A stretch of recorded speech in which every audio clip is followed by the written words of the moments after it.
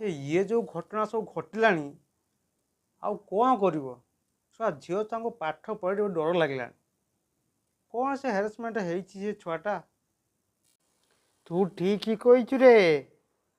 ହେଲେ ବିଚରାଟା କେତେ କଷ୍ଟ ପାଇଲା, କେତେ ହାରାସମେଣ୍ଟ ହେଇଛେ, କେତେ ବଡ଼ ବଡ଼ିଆ ମନ୍ତ୍ରୀ ନେତା ମିଡ଼ିଆ ବାଲାଙ୍କୁ କେତେ ବେଳକୁ ସେ ନେହୁରା ହେଇଛି, କେତେ କାକୁତି ବିନତି ହେଇଛି। ହେଲେ ହେଲା କ'ଣ?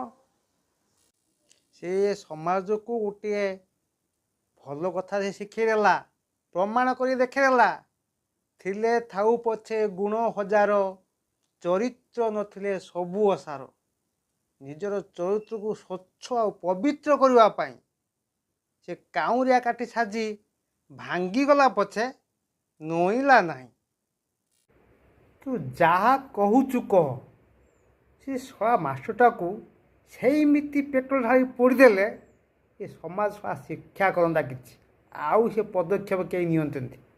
ବୁଝନ୍ତେ ଯେ ଏମିତି କଲାବେଳକୁ ଏମିତି ପାଇଲେ ଆଉ ବାଳ ଅଛି ନା ସୁନ ପାମ୍ପୁଡ଼ି ଖାଇବ। ସିଏ ପାବେ ସସ୍ପେଣ୍ଡ ହେଇକି ଆରେଷ୍ଟ ହେଇକି ପୁରା ଜେଲରେ। ଇଏ ସବୁ ଗୋଟେ ଗୋଟେ ପ୍ରହସନ, ବୁଝିଲୁ? ବେ ତାକୁ ଜେଲରେ ପୁରେଇବା ଅର୍ଥ ତାକୁ ସୁରକ୍ଷା ଦବା ହେଲା। ଲକ୍ଷ୍ୟ କର, ଆଉ କିଛି ଦିନ ପରେ ସେ ଜେଲରୁ ବାହାରି ଆସିକି ଯେମିତି ଥିଲା ପରେ ସେମିତି ଚଳେଇବ ଆଉ। ତାମାନେ ଇଏ ଘଟଣା କିଛି ନୁହେଁ, କିଛି ନୁହେଁ। ସବୁ ଘଟଣା ଘଟଣାରେ ରହିଯିବ। ଏମିତି ଘଟଣା କେତେ ଯେ ଆସିଛି, ଆହୁରି ଯେ କେତେ ଆସିବ।